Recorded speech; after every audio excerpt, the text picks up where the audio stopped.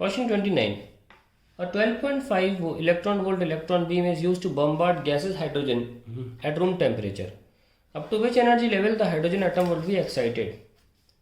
चलिए देखते हैं। पहली एनर्जी लेवल जो होती है वो होती माइनस का 13.6, दूसरी होती माइनस का 3.4, गैप कितना है 10.2 इलेक्ट्रॉन वोल्ट का। तीसरी होती है माइनस का 1.51, और ये गैप कितने का है देखना पड़ेगा। 13.6 minus 1.5, so I am getting 12.1, और हमें कितना दिया था 12.5 है। अगला E4 जो है वो है माइनस का 0.85, तो 13.6 minus 0.85 I get 5 5 7 12.75 is the difference between the first and fourth. 12.75 is the answer to the question, sorry, is the difference between E1 minus E4.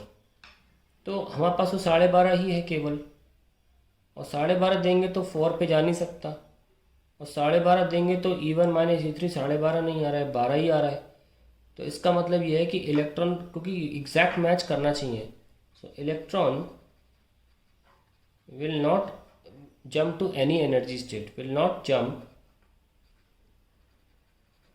to any energy level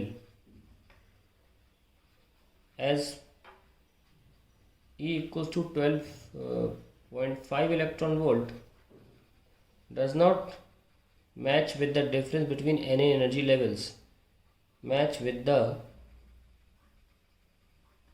difference between any energy levels.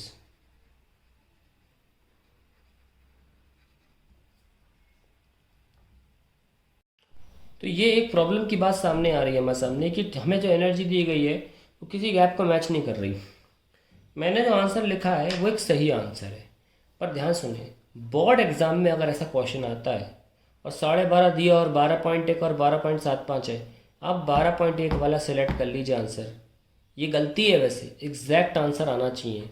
यही तो है बहुत important law, boards का third postulate, कि अगर आप exactly वो ही energy नहीं देंगे तो इलेक्ट्रॉन को भेजता हुआ निकल जाएगा फोटोन बिना डिस्टर्ब किए। ऐसा नहीं होता ना कि वो 3 और 4 के बीच में, मान लो ये 1 2 3 4, अब 12.5 में 3 और 4 के बीच में आ रहा है, ऐसा कभी नहीं होगा कि इलेक्ट्रॉन जंप करके वहाँ चला जाए। ऐसा कभी नहीं होगा कि 10.2 लेके, देखो गैप 10.2 है ना, 10.2 ले ले और 12.5 में से 10.2 उठाओ, बाकी एनर्जी को हिलडुल कर यूज़ करे, ऐसा नहीं होता है। इलेक्ट्रॉन सिर्फ वही एनर्जी है फोटोन लेगा जो एग्जैक्टली इस गैप को मैच करते हैं। पर बोर्ड एग्जाम में मैं उम्मीद नहीं कर रहा कि वो इतना दिमाग लगा के पेपर बनाते हैं, ठीक है। तो आप 12.75 तो गलती हो जाएगा क्योंकि वो ज़्यादा एनर्जी है।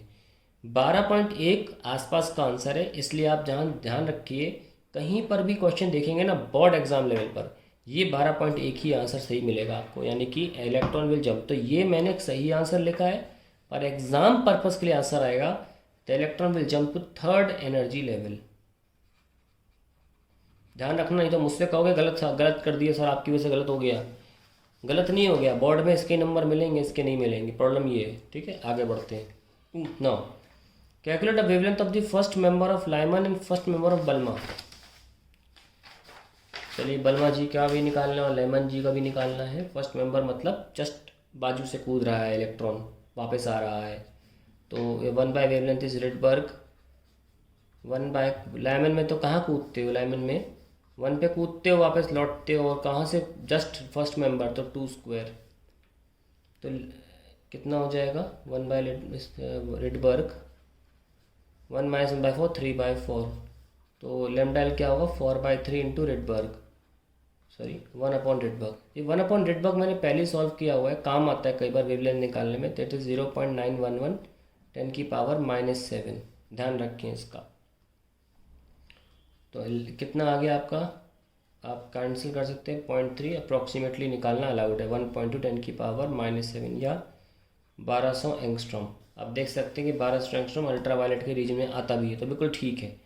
ये आंसर 4000 से और 100 एंगस्ट्रॉम के बीच में आना चाहिए, ध्यान रखना अगर लाइमन निकाल रहे हो तो। और बाल्मर निकाल रहे हो तो विजिबल यानी कि 3,500 से 7,500 या 8,000 के बीच में ही आंसर आना चाहिए।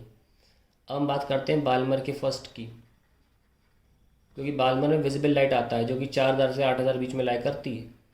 रिडबर्ग 1/2² - 1/3², बाजू से कूदना है इलेक्ट्रॉन को। रिडबर्ग 1/4 - 1/9, 1 बाय वेवलेंथ रिडबर्ग कितना है 5/36, तो लेमडा एल आ जाएगा 36/5 इंटू 0.911 10⁻⁻7। ये लीजिए, तो अब 7.2 से काट दो इसको, 7.2 इंटू 9 ले लो, कितना आएगा अप्रोक्स 648 आएगा। 6.48 10⁻⁻7 या 6480 एंगस्ट्रॉम। देख सकते हैं कि 4000 से 8000 के बीच में आ रहा है, बिल्कुल सही है ये।